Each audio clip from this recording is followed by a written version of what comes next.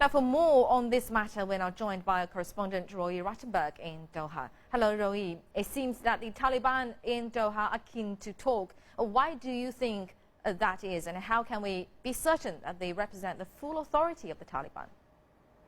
Well, it's a very difficult question. They appear keen to talk because on Tuesday they made quite the big fanfare in opening their offices here. Again, a bit of a dispute, a bit of a controversy about what that office should be called, but they opened it.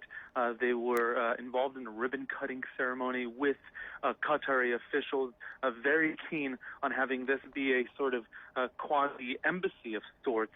Of course, that upset Afghan officials back in Kabul, who really don't want this to be seen as a government in exile. The U.S. promised the Afghan government of President Hamid Karzai that things that would be associated with an embassy, like the flag, like the placard referring it to the Islamic Emirate of Afghanistan, would be taken care of. It appears that is being handled right now. Washington wants it to be called the Bureau for Peace Talks, which is what it was really intended to be, a place where the various parties can come and talk.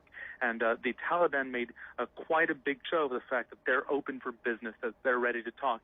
And their spokesmen here say that they are in touch with top Taliban officials, including Mullah Omar, but it's unclear exactly which parts of the Taliban they represent, if in fact all of them.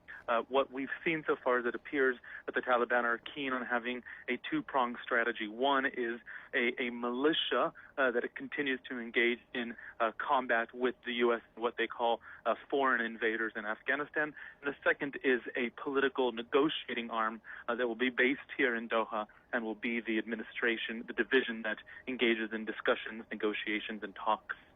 Well, Roee, there have been indeed quite some changes ever since the office opened earlier. Can you tell us more about the changes?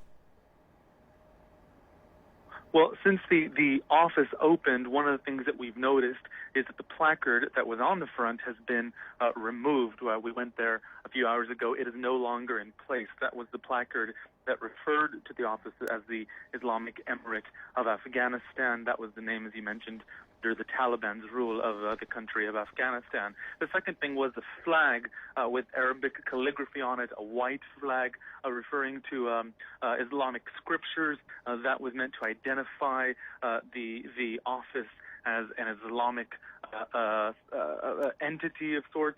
That was flying over the embassy. That was lowered when we were there earlier in the day. We saw that it was out of sight, but we could slightly see it above the building's gated fence, the top of the fence.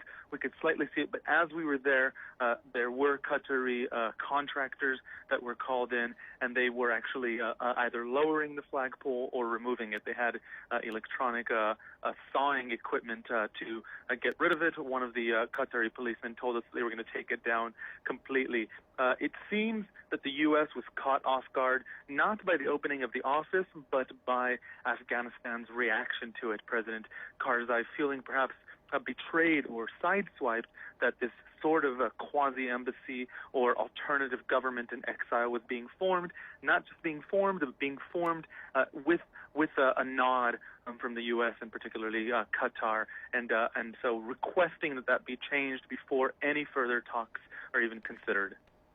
All right, thank you very much indeed, Roee Ruttenberg reporting from Doha.